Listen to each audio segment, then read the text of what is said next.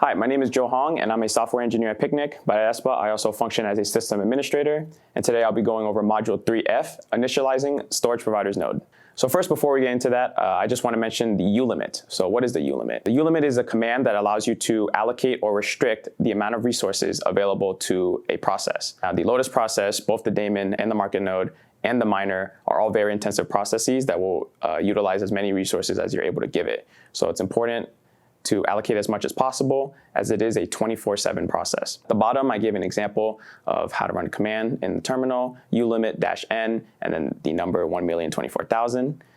That number is just an arbitrary number given out by the Filecoin community, and it's higher than any amount of resources these processes will ever use. Next, let's discuss the Lotus daemon node. Before you can actually initialize your miner and go through the steps needed before doing that, you first have to connect to the actual blockchain. That is done through the Lotus daemon node, and you can set it up with the command I gave down at the bottom. By connecting to the blockchain, you're able to send the messages required by initializing the miner that finally announces to the network that, hey, you're finally alive and ready to give storage. Before we get into initializing the miner, the first thing you have to do before that is creating your wallets. Now, there's two required wallets that the miner will be using. The first one is the owner wallet, which is a non-BLS wallet, and the second one is a worker wallet, which is a BLS wallet. That begs the question of what exactly is BLS?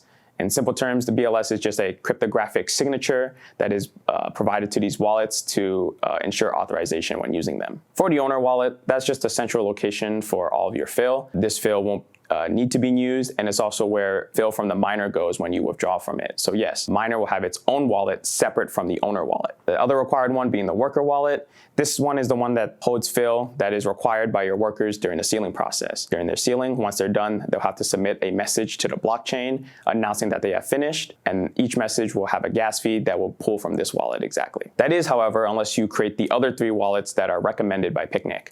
These three wallets are kind of like subsections of the worker wallet, those being the post wallet, the pre-commit wallet, and the commit wallet. The post wallet is responsible for messages sent during window posts and winning posts, two very important processes.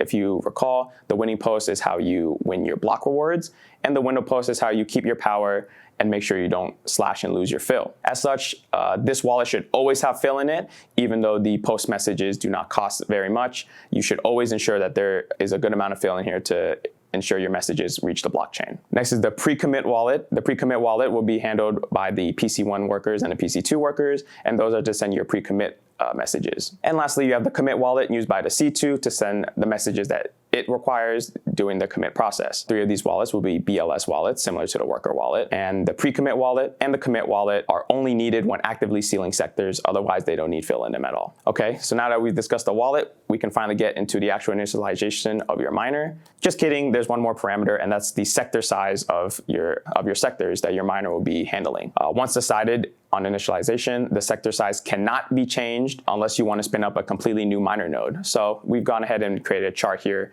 that allows you to go over the pros of each one. On the left, we listed the pros of a 32 gigabyte sector, the most important one being less resources used per sector during the sealing process. Just in general, due to the lower size, it's going to use less RAM, it's going to be less of a burden on your network, and there's going to be less scratch space used in total. There's going to be a faster sealing process, and then a faster retrieval process as well when doing your deals. And then in general, there'll be a faster window post, as each sector doesn't have to be read as long when it's half the size. On the right side, we have the pros of a 64 gigabyte sector. First one being that you have a shorter window post period as long as you're not doing it 24/7. This is because each window post partition is only about 2,300 sectors large. So if your sectors are twice the size, that means each partition can handle twice the amount of sealing space. Now, this benefit does eventually go away once you reach a size large enough that you're doing window post 24/7. If you recall, a deadline is approximately 30 minutes. So in a day, there's only 48 total deadlines. If we take the sector size and the amount of partitions and do the math, at 64 gigabytes per sector, 2,300 sectors per partition, and 48 partitions per day, that gives you about 7 PIBs before you reach maximum partitions. And then for 32 gigs, you just half that for 3.5 PIBs. Once you reach that size for your miner node, you'll be doing window post 24/7.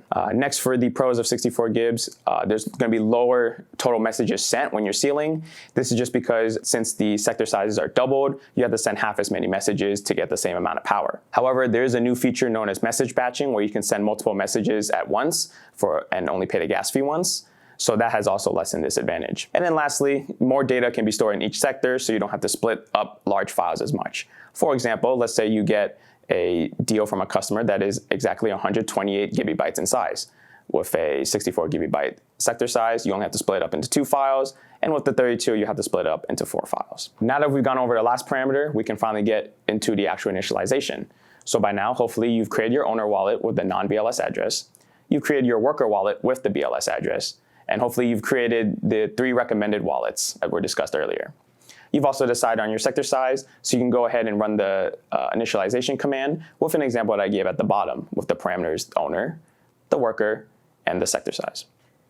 Now, please bear in mind that this is a one-time command. Again, once you set these, it is unable to be changed no matter what, unless you want to spin up a completely new node. Now, I also want to give a brief mention to the fact that your initialization time will also determine very, very roughly when your first window post will be.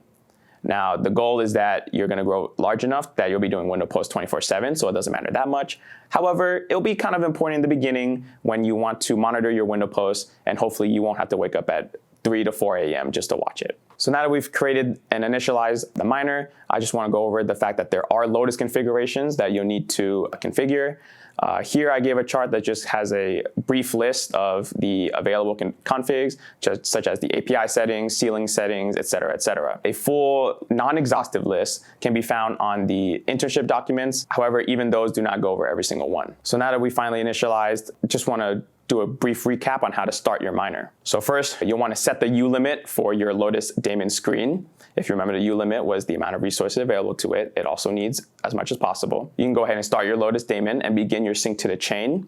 I should mention here that if you do decide to sync from the very beginning of the chain, it could take a few days before the process is finished. So if you go ahead and go to the internship documents, we do discuss how you can import the latest snapshots so you don't have to go through that. And the process can go down to around 2 hours. After the Lotus daemon screen is set up and you're connected to the chain, go ahead and set the ULimit for your Lotus miner screen, and then you can finally run the final command lotus-miner run and begin your storage providing journey. Thank you for tuning in today. That was module 3F, initializing a storage provider node.